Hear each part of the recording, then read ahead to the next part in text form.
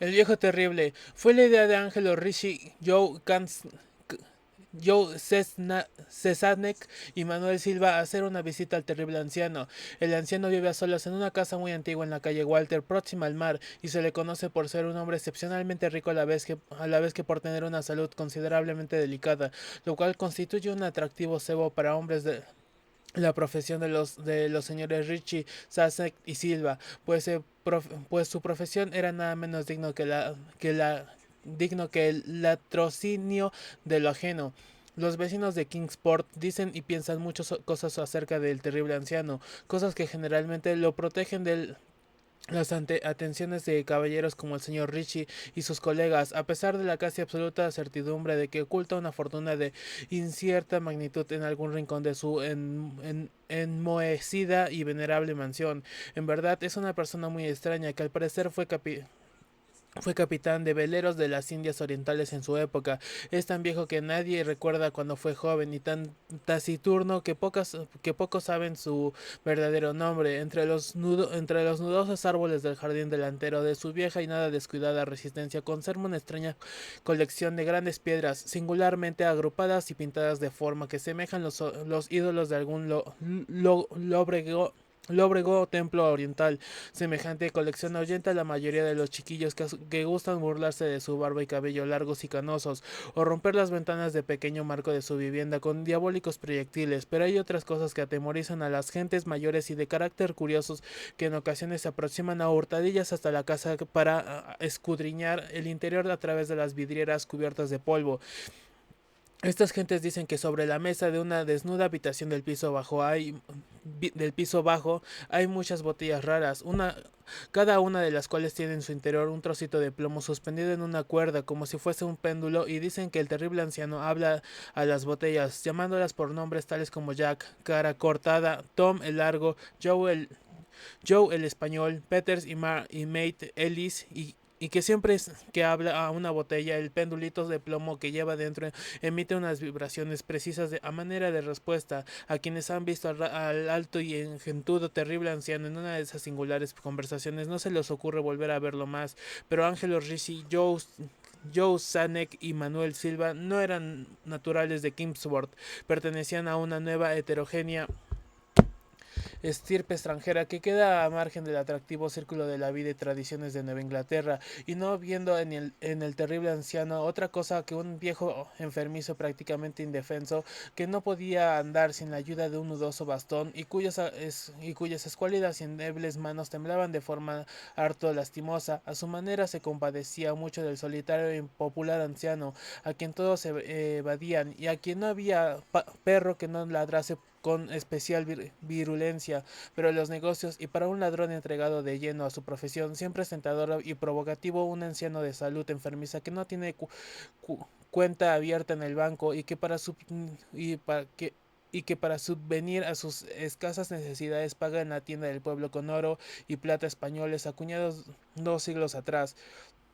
Los señores Richie, Sanek y Silva eligieron la noche del 11 de abril para consumar su visita. El señor Richie y el señor Silva se encargarían de hablar con el pobre y anciano caballero, mientras el señor Sanek se quedaba esperándose a los dos y a su presunto cargamento metálico en una noche a cubierto, y en la calle Ship, junto a la verja del alto muro posterior de la finca de su anfitrión, el deseo de esquivar aplicaciones innecesarias en caso de una aparición inesperada de la policía aceleró los planes para una huida sin apuros y sin alborotos. Tal como lo había proyectado, los tres aventureros se pusieron manos a la obra por separado, con objeto de impedir cualquier malintencionada sospecha a posteriori. Los señores Rich y Silva se encontraron en la calle Walter, junto a la puerta de entrada a la casa del anciano, y aunque no les gustó cómo se reflejaba la luna en las piedras pintadas que se veían por entre las ramas en flor de los retorcidos árboles, tenían cosas en que pensar más importantes que dejar volar su imaginación con ablandadas sus supersticiones. Temían que fuese una tarea desagradable hacerle soltar la lengua al terrible anciano para averiguar para averiguar al paradero de su oro y plata, pues los viejos lobos marinos son particularmente testarudos y perversos. En cualquier caso, se trataba de alguien muy anciano y enclenque, y ellos eran dos personas que iban a visitarlo.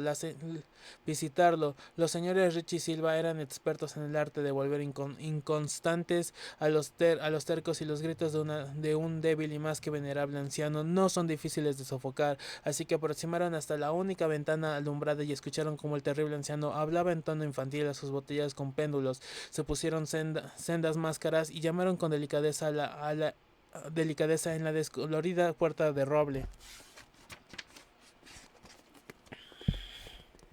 La espera le pareció muy larga al señor Sackneck, que se agitaba inquieto en el coche aparcado junto a la verja posterior de la casa del terrible anciano. En la calle Ship era una persona muy imprescindible de lo normal, y no le gustaron nada los espantosos gritos que había oído en la mansión. Momentos antes de la hora fijada para iniciar la operación, no les había dicho a sus compañeros que trataran con el mayor cuidado al pobre viejo lobo de mar, presa de los nervios. Observaba la estrecha puerta de roble en el alto muro de piedra cubierto de hiedra. No cesaba de examinar el reloj y se preguntaba por los motivos del retraso. ¿Habría muerto el anciano antes de revelar dónde se ocultaba el tesoro, y habría sido necesario proceder a un registro completo? Al señor Sanek no le gustaba esperar tanto a oscuras en semejante lugar. Al poco llegó hasta el ruido de unas ligeras pisadas a golpes en el paseo que había dentro de la finca. Oyó como alguien manoseaba desmañadamente, aunque con suavidad, suavidad en el herrumbroso pastillo, y vio cómo se abría la pesada puerta, y al pálido resplandor del único y mor, mortecino farol que alumbraba la calle avivó la vista de un intento por comprobar que habían sacado sus compañeros de aquella siniestra mansión que se vislumbraba tan cerca, pero no vio lo que esperaba. Allí no estaba ni por asomo su compañero, sino el terrible anciano, que se apoyaba con aire tranquilo en su nudoso bastón y sonreía malignamente. El señor Sanic no se había fijado hasta entonces en el color de los ojos de aquel hombre. Ahora podía ver que eran amarillos. Las pequeñas cosas producen grandes conmociones en las ciudades provincianas. Tal es el motivo de que los vecinos de Kingston hablasen a lo largo de toda aquella primavera y verano siguiente de los tres cuerpos sin identificar, espantosamente mutilados, como si hubieran recibido múltiples cuchilladas, y horriblemente triturados, como si hubiesen sido objeto de las pisadas de muchas botas despiadadas, que la María arrojó a tierra, y algunos hasta comentaron de cosas tan triviales como el coche abandonado que se encontró en la calle Ship, o de ciertos gritos hartos inhumanos, seguramente de un animal extraviado, de un pájaro inmigrante, escuchados durante la noche por los vecinos que no podían conciliar el sueño. Pero el terrible anciano no prestaba la menor atención a los chismes que corrían por el pacífico pueblo. Era reservado por naturaleza, y cuando se es cuando se es cuando se es anciano y se tenía una salud delicada, cuando se es anciano y se tiene una salud delicada, la reserva es doblemente acentuada. Además, un lobo marino tan anciano debe de haber presenciado multitud de cosas mucho más emocionantes en los lejanos días de su ya casi olvidada juventud. La calle. Hay quien dice que las cosas y los lugares poseen alma, y hay quien dice que no. Por mi parte, no me atrevo a dar un veredicto, pero quiero hablar de la calle. Esa calle la crearon hombres poderosos y de honor, hombres buenos y esforzados, de nuestra misma sangre, llegados de las islas bienaventuradas del otro lado del mar. Al principio no fue más que un sendero hollado por aguadores que iban de manantial manantial del bosque al puñado de casas que había junto a la playa. Después, al llegar más hombres al creciente grupo de casas en busca de un lugar donde vivir, se construyeron chozas en la parte norte y cabañas de fuertes troncos de roble y albañilería en el lado del bosque, dado que por allí les hostigaban los indios con sus flechas incendiarias. Años más tarde, los hombres levantaron cabañas también en la parte sur de la calle. Por la calle paseaban arriba y abajo hombres graves de cónicos sombreros, cargados casi siempre con mosquetes y armas de caza. También paseaban sus esposas ensombreradas y sus hijos adustos. Por la noche, los hombres se sentaban con sus esposas e hijos alrededor de enormes chimeneas, y leían y charlaban. Muy sencillas eran las cosas sobre las que leían y hablaban, les infundían coraje y bondad y les ayudaban durante el día a vencer el bosque y roturar los campos. Y los hijos escuchaban, aprendían las leyes y las hazañas de otros tiempos y cosas de la querida Inglaterra que nunca había visto o no podían recordar. Hubo una guerra y los indios no volvieron a tumbar la calle. Los hombres entregados a su trabajo se hicieron ricos y fueron todos lo felices que sabían ser y crecieron y los hijos en la abundancia y llegaron más familias de la madre patria a vivir en la calle y crecieron los hijos de los hijos y los hijos de los recién llegados. El pueblo se convirtió entonces en una ciudad, una tras otra. Las cabañas fueron sustituidas por casas, sencillas y bellas casas de ladrillo y madera, con escalinata de piedra, barandilla de hierro y montante en abanicos sobre las puertas. No eran endebles aquellas casas, ya que se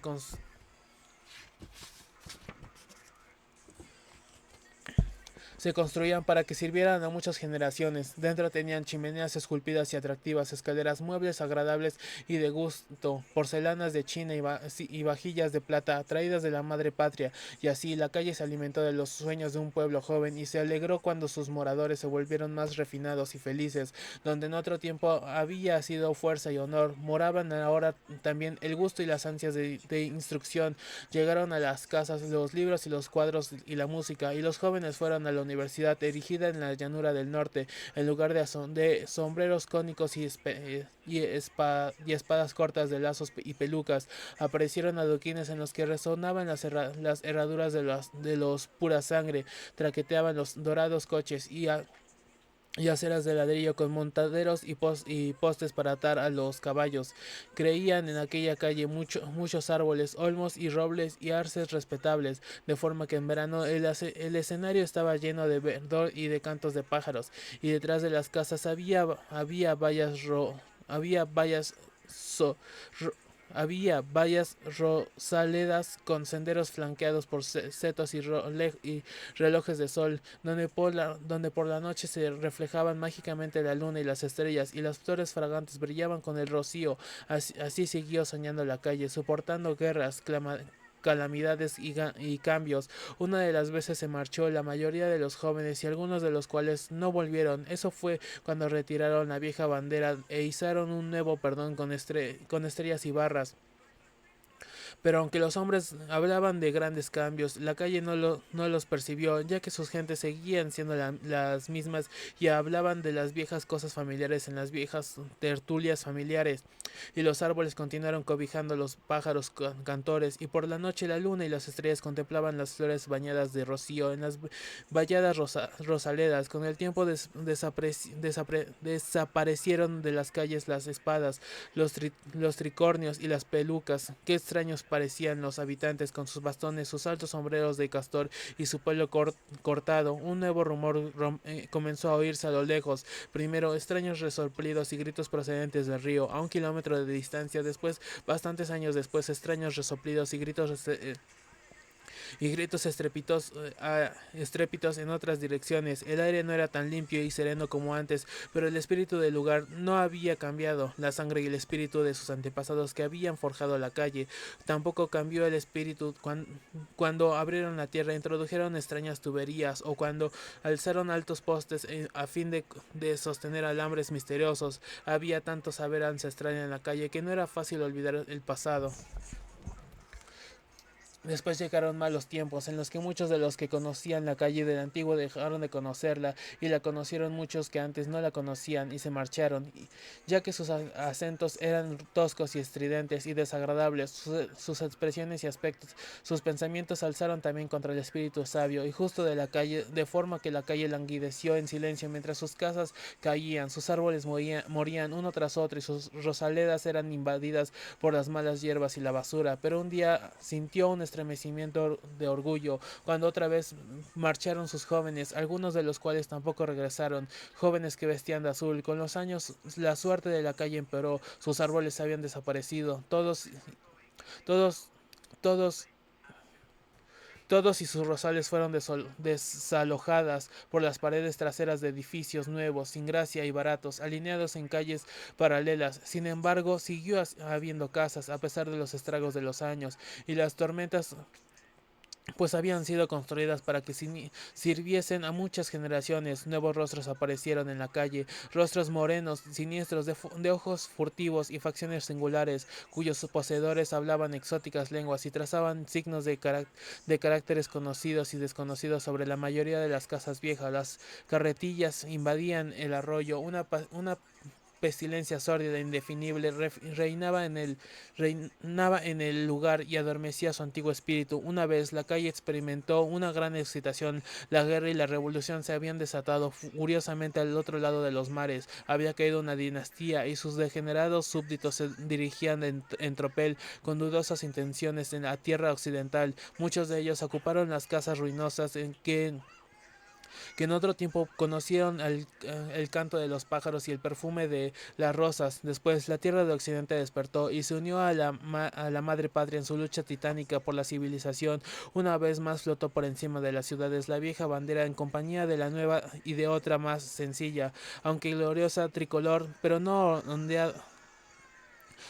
ondearon muchas en la calle, pues allí solo reinaba el miedo y el odio y la ignorancia, y otra vez fueron los jóvenes, pero no como los jóvenes de antaño, algo les faltaba. Los hijos de los jóvenes de otros tiempos, vestidos de color pardo oliváceo e infundidos del mismo espíritu de sus antepasados, procedían de lugares lejanos y no conocían a la calle ni su viejo espíritu. Hubo una gran victoria al otro lado de los mares, y la mayoría de los jóvenes regresaron triunfantemente. Aquellos a quienes habían faltado algo dejó de faltarles, sin embargo todavía reinaba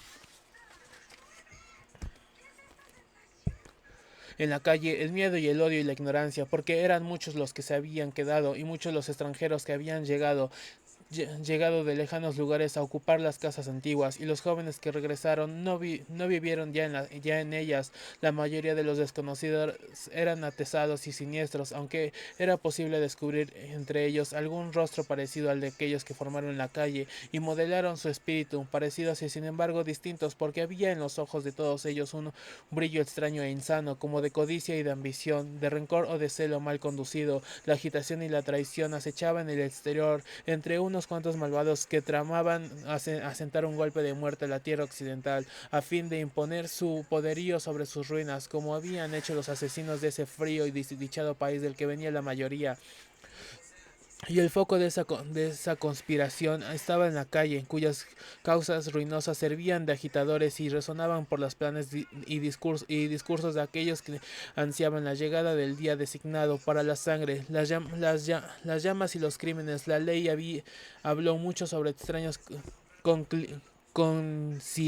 conciliábulos en la calle, pero pudo probar muy poca cosa. Con gran rapidez, hombres portadores de insignias ocultas frecuentaron con el oído atento lugares como la panadería de Petrovich, la misera escuela Riflik de economía moderna, el club de círculo social y el café Libertad.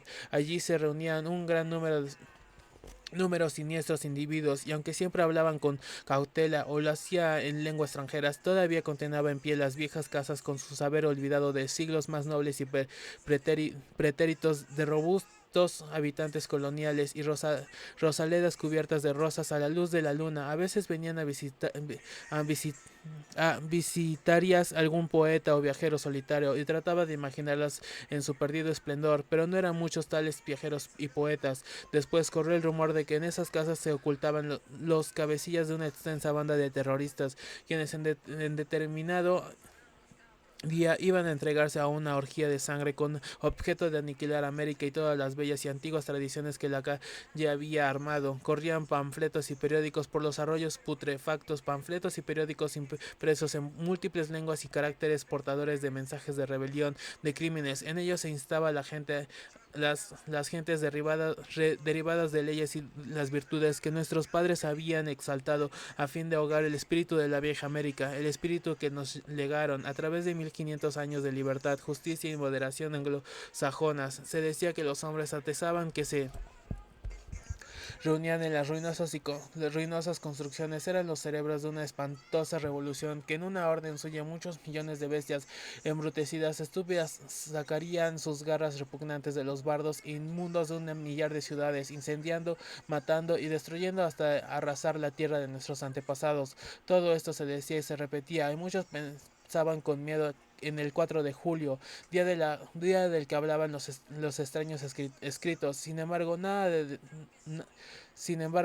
descubrió que delatara a los culpables. Nadie sabía a quién había que detener para cortar de raíz la execrable conspiración. Muchas veces fueron grupos de policías de chaqueta azul a registrar las casas ruinosas, pero por último dejaron de ir porque también ellos se cansaron de hacer mantener la ley en orden y abandonaron la ciudad a su suerte. Entonces llegaron los hombres de verde oliva cargados con sus mosquetes, hasta el punto de que parecía como si en sus sueños lamentables les llegaran a la calle recuerdos de aquellos otros tiempos en que la recorrían los hombres de los mosquetes y los sombreros cónicos, camino del material del bosque o al grupo de casas de la playa. Sin embargo, no pudieron tomar ninguna providencia para prevenir el inminente cataclismo, ya que los hombres atesados y siniestros poseían una astucia felina. Así, la calle siguió durmiendo en su sueño intranquilo, hasta que una noche se reunieron a la panadería de Petrovich, en la Escuela de Economía Moderna, en el Club de Círculo Social, en el Café Libertad y en otros lugares enormes hordas de hordas de ojos abiertos por el espantoso sentimiento de triunfo y expectación viajaron por ocultos alambres extraños mensajes, y se habló mucho también de otras aún más extraños que debían viajar, pero de casi todo esto no se supo nada hasta después, cuando la tierra de Occidente estuvo a salvo del peligro. Los hombres de Pardo Oliva no podían decir lo que ocurría ni lo que iban a hacer, porque los hombres atesados y siniestros eran expertos en la ocultación y el disimulo, pero jamás olvidarán los hombres de Pardo Oliva esa noche.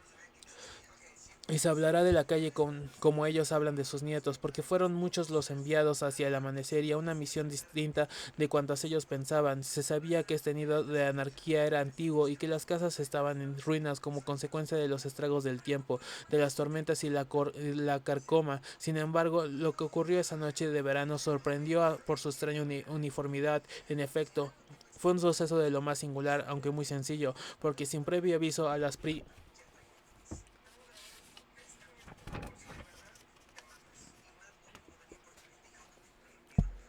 meras horas de la madrugada, todos los estragos de los años y las tormentas y la carcoma alcanzaron su clímax, y tras el derrumbamiento final no quedó en pie nada en la calle, salvo dos antiguas chimeneas y parte de una pared de ladrillos. Nadie de cuantos vivían allí salió con vida de las ruinas. Un poeta y un viajero que acudieron con la enorme multitud a ver la escena relataron después extrañas historias.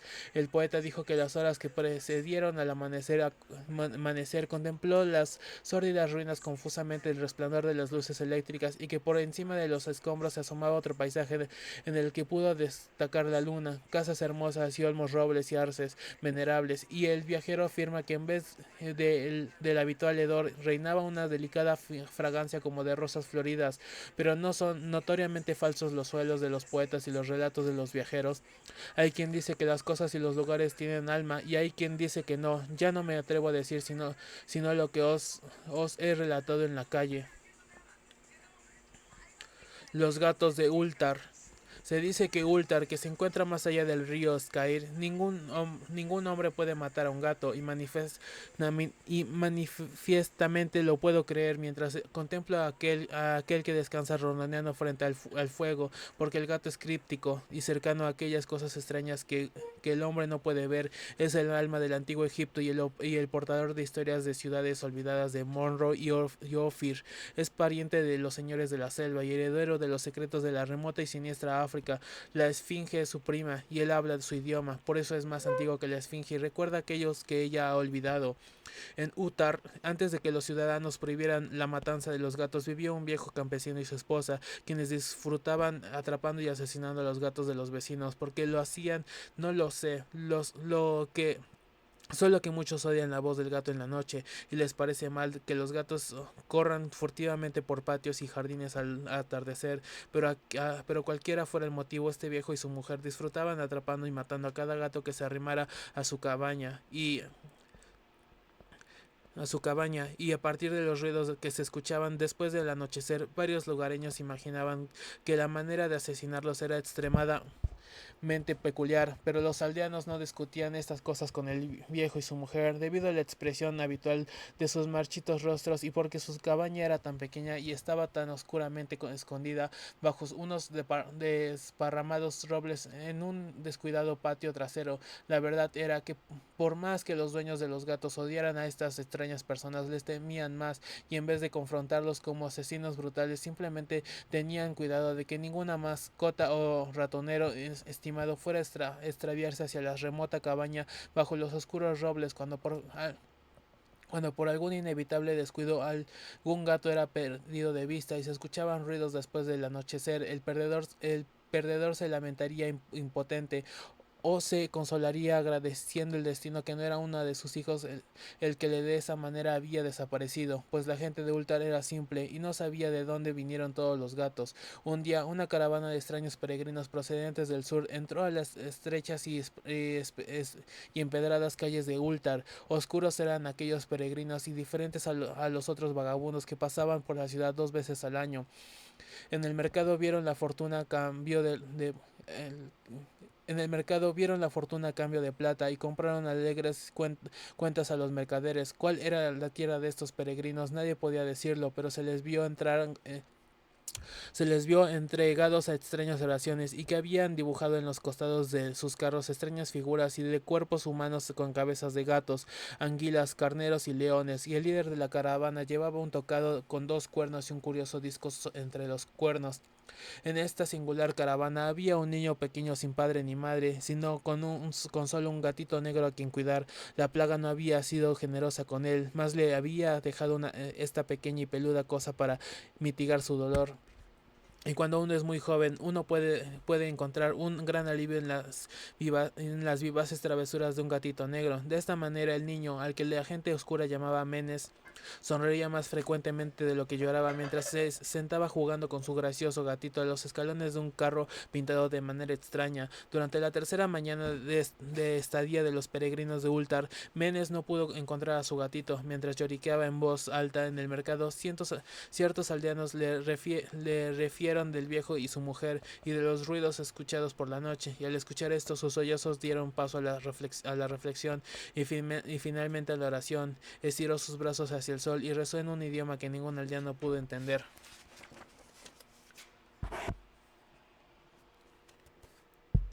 Aunque no se esforzaron mucho en hacerlo, pues su atención fue absorbida por el cielo y por las formas extrañas en que las nubes estaban tomando. Esto era muy peculiar y pues mientras el pequeño niño pronunciaba su petición, parecía formarse arriba de las figuras sombrías y nebulosas de cosas exóticas, de criaturas híbridas coronadas con discos de costados astados. La naturaleza está llena de ilusiones como esa para impresionar al imaginativo. Aquella noche los errantes dejaron Ultar y no fueron vistos nunca más, y los dueños de casa se preocuparon al percatarse de que en toda la villa no había ningún gato. De cada hogar, el gato familiar había desaparecido. Los gatos pequeños y los grandes, y negros, grises, rayados, amarillos y blancos, y los naranjosos. Cranon, el anciano, el burgomaestro, juró que la gente siniestra había llevado a los gatos como venganza por la muerte del gatito de Menes, y maldijo a la caravana y al pequeño niño. Pero Nit, el enjunto notario, declaró que el viejo campesino y su esposa eran probablemente los más sospechosos, pues su odio por los gatos era notorio y con exceso descarado. Pese a esto, nadie se arriesgó a quejarse ante la dupla siniestra, a pesar de que a tal, el hijo del posadero, juró que había visto a todos los gatos de Utah al atardecer en aquel patio maldito bajo los árboles. Caminaban en círculos lenta y solemnemente alrededor de la cabaña, dos en una línea, como realizando algún rito de las bestias de que nada se ha oído. Los aldeanos no supieron cuánto creer de un niño tan pequeño, y aunque temían que el malvado por había hechizado a los gatos hacia su muerte, preferían no confrontar al viejo campesino hasta encontrárselo afuera de su oscuro y repelente patio. De esta manera, Ultar se durmió en un infructuoso enojo, y cuando la gente despertó al amanecer, he aquí que cada gato estaba de vuelta en su acostumbrado fogón. Grandes y pequeños, negros, grises, rayados, amarillos y blancos, ninguno faltaba. Aparecieron muy brillantes y gordos, y sonoros con ronroneante satisfacción. Los ciudadanos comentaban unos con otros sobre el suceso y se maravillaban no poco. Cranon, el anciano, nuevamente insistió que era la gente siniestra quien se los había llevado, puesto que los gatos no volvían con vida de la cabaña del viejo y su mujer, pero todos estuvieron de acuerdo en una cosa, que la negativa de todos los gatos a comer sus porciones de carne o beber sus platillos de leche era extremadamente curiosa, y durante 2 días enteros los gatos de Ultar, brillantes y lánguidos, no tocaron su comida, sino que solemnemente dormitaron ante el fuego o bajo el sol. Pasó una semana exacta antes de que los aldeanos advirtieran que en la cabaña bajo los árboles no se prendían luces al atardecer. Luego el enjunto Nit recalcó que nadie había visto al viejo y su mujer desde la noche en que los gatos estuvieron fuera. La semana siguiente el burgo maestro decidió vencer sus miedos y llamar a la silenciosa morada como un asunto al deber, aunque fue cuidadoso de llevar consigo como testigos a Shank,